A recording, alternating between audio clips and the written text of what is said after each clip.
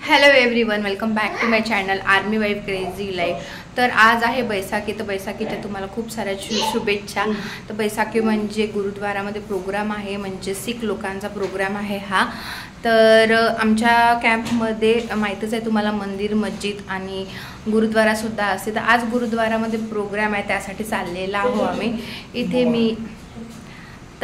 मी ready झालेली आहे, पण रेडी झालेला आहे। आणि युवेंनी माहिती आहे का माझी वॉच घातलेली आहे आणि काढत नाही येतो। तू गर्ल आहे का युवी? ते गर्लची असते। चला ठेवून दे ते वॉच। मला नाही पण त्याचा काढायची नाही त्याला वॉच। आणि इकडे त्याचे बाबा पण रेडी आहे। तर चला आम्ही जातो आणि तुमच्यासोबत शेअर पण करणार आहे की प्रोग्राम कसा राहणार आहे। तर जिथे प्रोग्राम होता तिथे आम्ही इथे पोचलेला आहो आता। आणि बघा किती छान रेड कार्पेट टाकलेला आहे। आणि इथे हँडवॉश करूनच आत जायचं असतं। तर हँडवॉशसाठी सुद्धा इथे व्यवस्था केली होती, छान टॉवेल वगैरे ठेवून बघा। आणि एका हातामध्ये जे दोन जेंट्स उभे होते त्यांच्याजवळ डोक्याला बांधण्यासाठी लहान मुलांसाठी आणि जेंट्ससाठी ठेवले होतं। इकडे प्रसाद चालू होता, प्रसाद आणि पाणीचा टेंट लागलेला होता। आणि गुरुद्वारामध्ये सगळ्यांना डोक्याला बांधूनच राहावं लागतं आणि लेडीजला डोक्यावर घेऊनच, ओढणी वगैरे काहीही असो डोक्यावर घेऊनच बसायचं होतं। कंटिन्यू येत होते ते इन्स्ट्रक्शन द्यायसाठी की डोक्यावरचं काढायचं नाही, लहान राहो की मोठं राहो सगळ्यांना डोकं झाकायचं होतं। आणि हे बघा हे मंदिर आहे आपलं हिंदू लोकांचं आणि हे सिख लोकांचं। इथे बाजूलाच गुरुद्वारा आहे, पण कदाचित गुरुद्वारा छोटा आहे आणि एवढे लोक बसणार नाही म्हणून बाहेरच छान अरेंजमेंट केली होती। मोठा असा पेंडॉल टाकलेला होता आणि ते गुरुद्वाराचं जे असतं त्याला काय म्हणतात एक्झॅक्टली मला माहिती नाही। तर ते सगळं बाहेरच ठेवलं होतं आणि तिथेच त्यांचे पाठ वगैरे चालू होते। आणि एका साईडला लेडीज आणि एका साईडला जेंट्स अशी अरेंजमेंट केलेली होती छान। सगळ्याजण इथे बसलेल्या आहो आम्ही मैत्रिणी। से हाय यू रुही, हाय का किती क्यूट दिसतंय बघ, हाय कर ना। किती गोड दिसतंय। इला नाही का बांधलं काजल? हा बघा प्रसाद आल्याला प्रसाद दिला होता, शेव आणि बुंदीचा प्रसाद होता। आणि इथे चालू होता पाठ।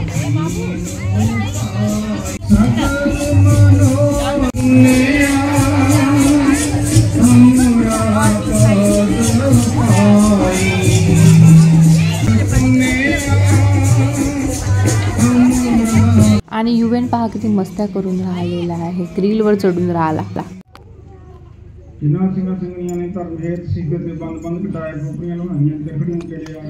तर इथे पाठ झाला होता आणि काहीतरी उभं झालं होतं आम्ही आणि काहीतरी म्हणत होते। ते सिख मध्ये होतं, काही कळत नव्हतं मला, पण जे कोणी व्हिडिओ बघत असेल त्यांना माहीत असतं कमेंट्समध्ये मला नक्की सांगा। आणि आता त्यानंतर आरती म्हणतात की काय म्हणतात ते चालू होतं।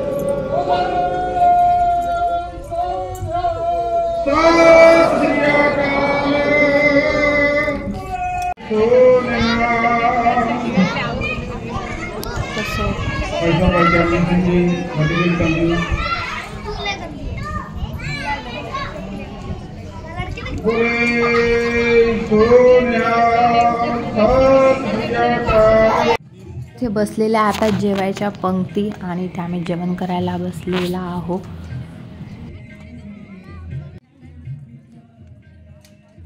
तर इथे बघा पोळी हातात घ्यावं लागतात, ताटात नाही वाढल्या जात। तर गुरुद्वारामध्ये प्रोग्राम राहते तेव्हा नेहमी पोळी हातात घ्यावी लागते, 2 हाताने। युवेन पा कसा खात आहे, सांडवू नको युवी। आणि जेवणाचा मेनू होता मिक्स व्हेज होतं, त्या मटर पनीर डाळ, त्यानंतर रायता, खीर, चपाती, सलाद असा मेनू। आम्ही जेवण करायला बसलो आणि थोड्या वेळातच एवढा पाऊस चालू झाला। इथे राजस्थानमध्ये पहिल्यांदा एवढा पाऊस आला। आणि बघा जेवताना आम्हाला सगळं टर्न व्हावं लागलं, आमच्या ताटात पाणी आलेलं आहे बघूनच राहिले। कसं बस आम्ही पटापट जेवलो आणि मंदिरात येऊन बसलेला आहो इथे आतमध्ये। आणि युवेंच्या चालू आहे इथे मस्त, त्या सगळ्याजण इथे येऊन बसलो होतो कारण बाहेर भरपूर पाऊस चालू होता। तर आमचं कसं बस जेवण झालं इथे। आणि बघा बाहेर किती पाऊस चालू होता आणि इथे आता आम्ही घरी जायला निघालेला आहो. खरं तर मी तुम्हाला व्हिडिओ करणार होती, त्यावेळेस जेवताना एवढा पाऊस आला की आम्हाला काही सुचलं नाही. मी पटापट जागा चेंज केली आणि जेवण करून घेतलं, त्यामुळे व्हिडिओ नाही बनवला तेव्हा. पण थोडा गोंधळच झाला होता त्यावेळेस. आणि इथे निघालेला होता आम्ही घरी जायला. नीलगाय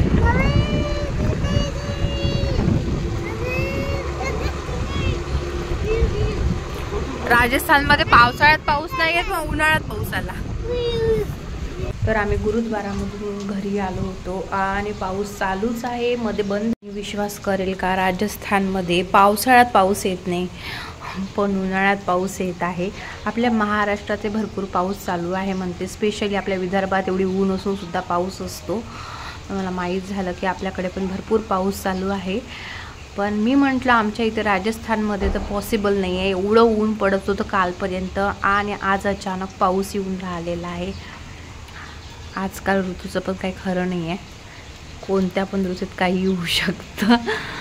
ज्यांनी पावसाळ्यात लग्न काढायचे नाही ठरवलं असेल, उन्हाळ्यात काढायचे, तर त्यांचे बघा काय हाल झाले असत.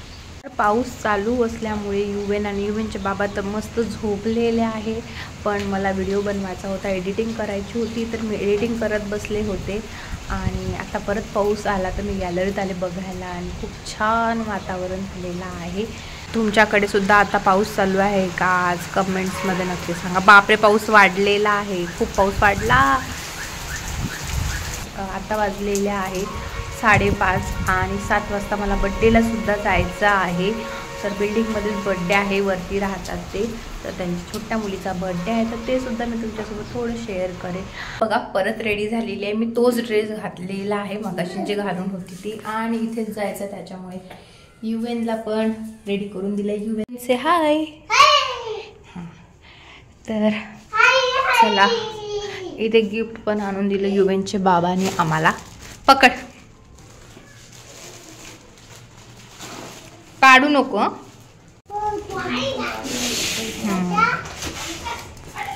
Happy birthday. थँक्यू बोल. बघा बर्थडे गर्ल. डेकोरेशन बड़ा अच्छा बना है भैया आपके. अच्छा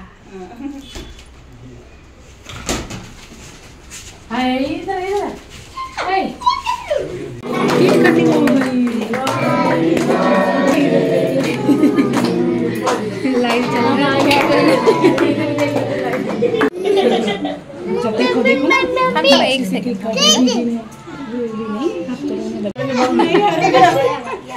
आगे खींच लिए बच्चों को.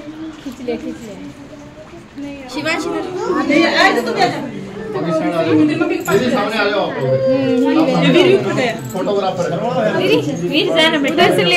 बर्थडे झाला आणि इथे आलेला आहे नाश्ता आणि युवेनचा फेवरेट समोसा. युवीला समोसा खूप आवडतो. आणि नाश्त्यामध्ये बघा काय आहे, समोसा आहे, जिलेबी आहे आणि नमकीन होतं आणि कोल्ड्रिंक होतं. तर आम्ही बड्डेवरून सुद्धा आलो आणि युवेनला झोपून दिलाय मी सगळ्यात आधी, कारण बड्डेला बराच उशीर झाला होता, तिथे वेळ लागला होता बड्डे व्हायला. तर आजचा व्हिडिओ तुम्हाला कसा वाटला गुरुद्वाराचा प्रोग्राम सोबतच बड्डे सुद्धा कसा वाटला कमेंट्समध्ये नक्की सांगा. भरपूर कमेंट्स करत जा आणि चॅनलला सबस्क्राईब करा म्हणजे तुम्हाला नोटिफिकेशन येत जाईल. आणि भेटूया नेक्स्ट व्हिडिओमध्ये, तोपर्यंत बाय.